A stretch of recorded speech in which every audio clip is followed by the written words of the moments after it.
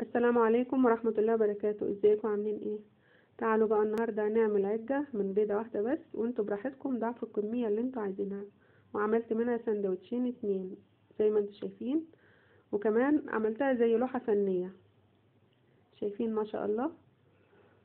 يعني احنا لما بنعمل الاكل بنحاول نرسمه، ما نطبخوش كده وخلاص.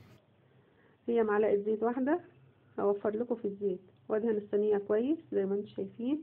هنزل بالبصل واحاول اظبطه كده على شكل دايرة، وبعد كده هنزل بالفلفل الاخضر وبرده هضغط عليه كده بالفرشة زي ما انتم شايفين، اظبط الشكل يعني.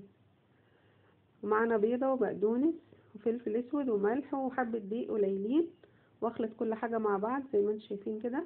وهنزل بالخليط ده على الفلفل والبصل، احاول كده اظبط الشكل والسمك بتاع العجة، واقلبه على الناحية التانية.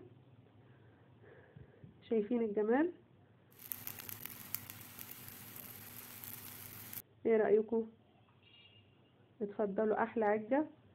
وما تنسوش الشير واللايك وسبسكرايب للقناة، واشوفكم في وصفة تانية احلى وسهلة مع صافي ان شاء الله. مع السلامة.